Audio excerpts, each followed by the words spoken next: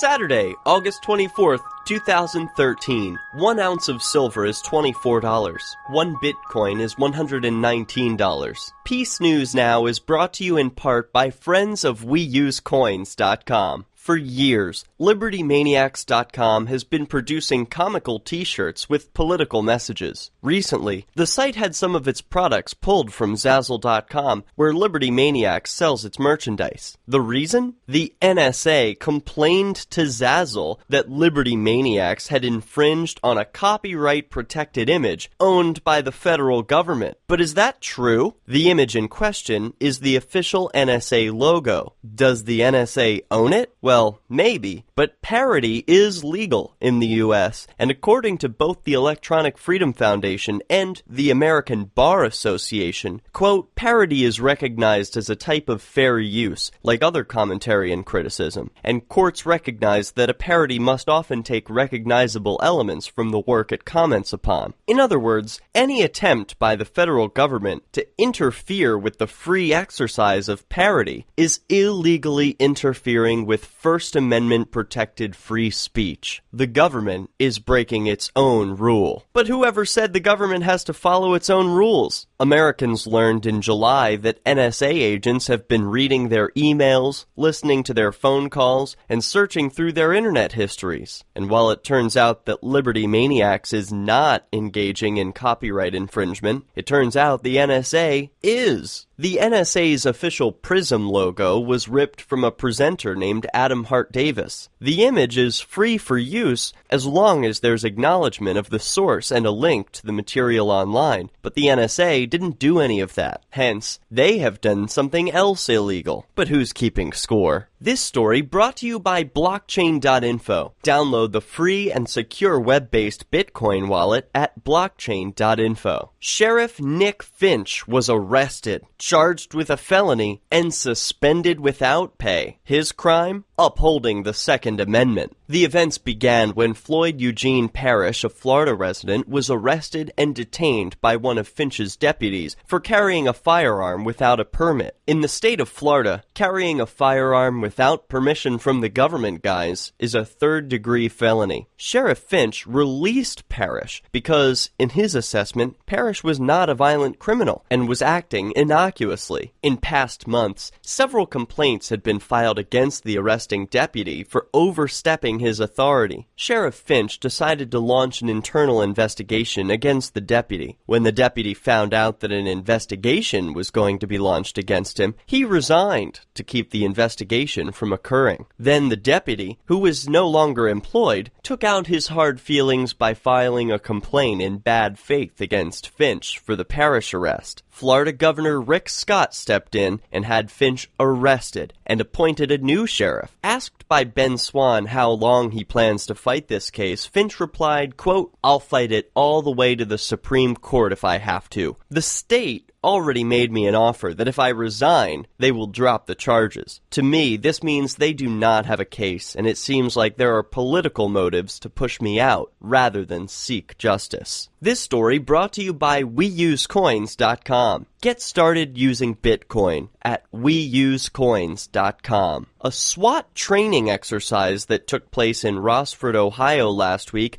appears to be just the latest example of the state working to familiarize Americans with terror and heavy-handed police state responses. Students on a classic yellow school bus en route to a local school were terrified when a man stood up and proceeded to hijack the vehicle. The hijacker, carrying what appeared to be a functional firearm, tied up some of the students and told them to keep their hands down. The bus was rerouted to a local emergency facility where it was stormed by heavily armed SWAT teams. While preparedness is always a good policy, parents are disturbed that neither they nor their children were informed of the drill, although it had been planned for months. The students on board the bus had no idea that their lives weren't in immediate danger. Who are the real terrorists? Peace News Now is on the Next News Network and is brought to you in part by friends of WeUseCoins.com. I want you to share this episode, and if you enjoyed it, send some Bitcoin to peacenewsnow.com/donate. I'm Derek J, reminding you that peace is the way.